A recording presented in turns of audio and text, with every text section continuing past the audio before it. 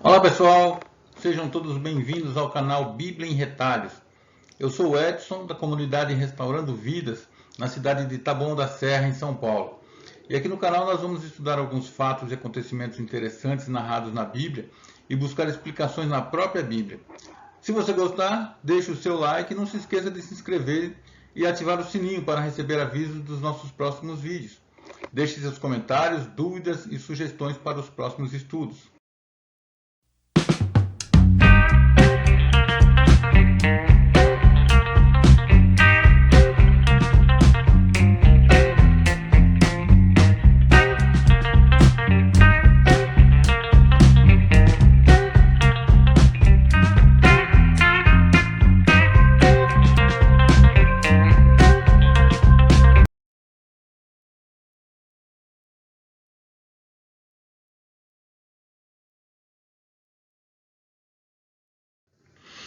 Então, nesse acontecimento bastante interessante, Jesus chega a Jerusalém e vai ao templo. E lá ele encontra mercadores vendendo animais para serem sacrificados. E no mesmo local havia cambistas que se ocupavam em trocar diferentes moedas para que as pessoas pudessem pagar os animais a serem sacrificados com a moeda usada na época em Jerusalém. Nós encontramos a narração desse acontecimento nos 4 evangelhos. Enquanto Mateus, Marcos e Lucas fazem a narrativa de forma bastante semelhante, João a descreve com mais detalhes. Vamos então ler como os 4 evangelistas descrevem esse episódio, lembrando que nós usamos aqui a versão da Bíblia chamada Nova Versão Transformadora, que usa uma linguagem mais fácil de ser compreendida. Então Mateus, no capítulo 21, versículos 12 e 13, diz assim: Então Jesus entrou no templo e começou a expulsar todos que ali estavam comprando e vendendo animais para os sacrifícios. Derrubou as mesas dos cambistas e as cadeiras dos que vendiam pombas, dizendo: As Escrituras declaram: Meu templo será chamado casa de oração, mas vocês o transformaram num esconderijo de ladrões. Já Marcos, ele descreve assim: Quando voltaram a Jerusalém, Jesus entrou no templo e começou a expulsar os que compravam e vendiam animais para os sacrifícios. Derrubou as mesas dos campistas e as cadeiras dos que vendiam pombas. Impediu todos de usarem o templo como mercado e os ensinava dizendo: As Escrituras declaram: Meu templo será chamado casa de oração para todas as nações, mas vocês o transformaram num esconderijo de ladrões. E Lucas descreve assim: Então Jesus entrou no templo e começou a expulsar os que ali vendiam, dizendo: As Escrituras declaram: Meu templo será chamado casa de oração, mas vocês o transformaram num esconderijo de ladrões. E aí nós vemos então agora João descrevendo da seguinte forma: No pátio do templo, viu comerciantes que vendiam bois, ovelhas e pombas para os sacrifícios. Também viu negociantes em mesas, trocando dinheiro estrangeiro. Jesus fez um chicote de cordas e os expulsou a todos do templo. Pôs para fora as ovelhas e os bois, espalhou as moedas dos negociantes no chão e virou as mesas. Depois foi até aqueles que vendiam pombas e lhes disse: Tirem essas coisas daqui, parem de fazer da casa de meu pai um mercado. Então os discípulos se lembraram dessa profecia das Escrituras: O zelo pela casa de Deus me consumirá. Agora, é importante esclarecer que aqueles negociantes estavam seguindo uma regra que havia sido ditada por Deus muito tempo antes. E para entendermos o que isso significa, precisamos voltar no tempo para o começo da história do povo de Israel. Depois que os israelitas saíram do Egito, vagaram durante 40 anos pelo deserto antes de entrar na terra prometida a eles por Deus. Durante todos aqueles anos, Deus preparou o povo para que se tornasse uma nação. E para que isso se tornasse possível, era necessário que houvesse leis, normas e regras de conduta. E embora o povo de Israel ainda não soubesse, pois era algo que aconteceria alguns séculos depois, Deus já havia determinado que no lugar onde a nação de Israel se estabeleceria definitivamente, seria construído um templo, onde ele poderia ser adorado e onde o povo deveria comparecer para levar os sacrifícios e onde seriam entregues as ofertas e os dízimos referentes às colheitas e ao aumento do rebanho. E para que quem estivesse morando muito longe do templo, Deus criou uma regra bastante interessante, que está descrita no capítulo 14 de Deuteronômio. O texto diz assim: se o Senhor, seu Deus, os abençoar com uma boa colheita, mas o lugar que ele escolher para a habitação do seu nome for distante demais para vocês levarem o dízimo, vendam a 10ª parte de suas colheitas e rebanhos, coloquem o dinheiro numa bolsa e levem-no ao lugar que o Senhor, seu Deus, escolheu.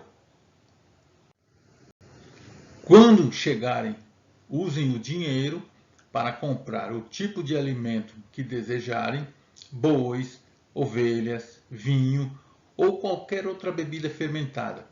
Então, na presença do Senhor, seu Deus, comam e alegrem-se com toda a sua família.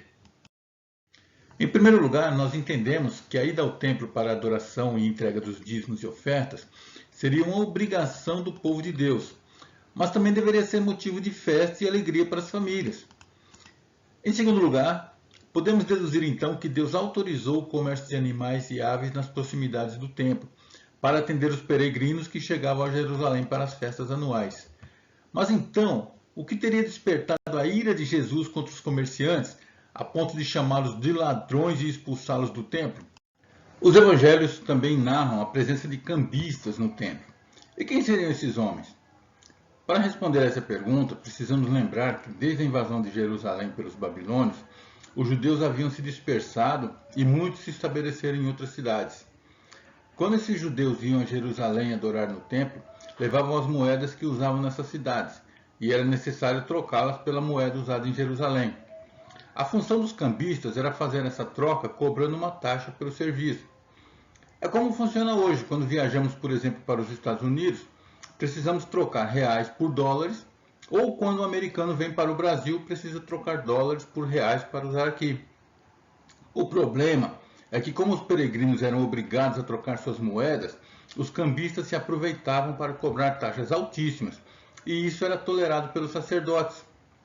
A presença desses judeus peregrinos está registrada nos versículos 1 e 5 do capítulo 2 do livro de Atos. No dia de Pentecostes, todos estavam reunidos num só lugar. Naquela época, judeus devotos de todas as nações viviam em Jerusalém. Então, a questão a ser debatida é a seguinte: como Deus havia permitido a compra pelos judeus daquilo que iriam ofertar no templo, podemos deduzir que também a venda de animais estava permitida. Então, por qual motivo Jesus teria se irritado tanto a ponto de expulsá-los do templo? A resposta está no próprio texto dos evangelhos. Ao chamá-los de ladrões, Jesus os estava condenando pelas suas práticas abusivas de cobrar muito mais do que valiam os animais que estavam sendo vendidos. Também os cambistas exageravam nas taxas cobradas para a troca das moedas. Vamos dar como exemplo aqui no Brasil, no dia de finados, quando vendedores de flores e velas nas portas dos cemitérios cobram preços muito acima do que é praticado nos outros dias do ano, praticando abuso de preços contra as pessoas que vão visitar os túmulos de seus mortos. Outro exemplo é o início do ano letivo, quando as lojas aumentam muito o preço dos materiais escolares, que são obrigatórios para os alunos. E como podemos então avaliar o que acontece hoje em dia em muitas igrejas cristãs que praticam o comércio de artigos em seus templos? É certo ou errado praticar o comércio dentro das igrejas? Precisamos, antes de tudo, entender que em todas as religiões existe o comércio de produtos para seus adeptos. Para os cristãos, evangélicos e católicos, a prática é a mesma. Por isso, não é errado quando igrejas dispõem de um espaço para comercializar Bíblias, inários, camisetas e outros produtos úteis para o dia a dia dos cristãos.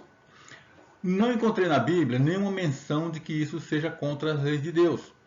Porém, algumas denominações praticam preços abusivos em alguns objetos, além de atribuir a eles propriedades mágicas, como se esses objetos tivessem o poder de criar milagres e mudar a vida das pessoas. É o caso, por exemplo, da garrafinha com água ungida do Rio Jordão, a rosa ungida de Saron, o lenço ungido, que teria poder de curar enfermidades, o sal grosso ungido, com poder para afastar mal-olhado, o sabonete ungido para limpar a pessoa de todo o mal lançado contra ela, e muitos outros. Porém, todos esses produtos são oferecidos apenas aos fiéis que se dispõem a fazer ofertas de no mínimo R$ 1.000 para a igreja. Se você frequenta esses lugares, fuja para não ser iludido e procure uma igreja séria que ensine e pratique a palavra de Deus. Espero que esse vídeo tenha tirado suas dúvidas. Porém, quero pedir que deixe abaixo seus comentários e sua opinião sobre esse tema tão polêmico entre cristãos e não cristãos. Deus te abençoe e fique com a paz do Senhor Jesus.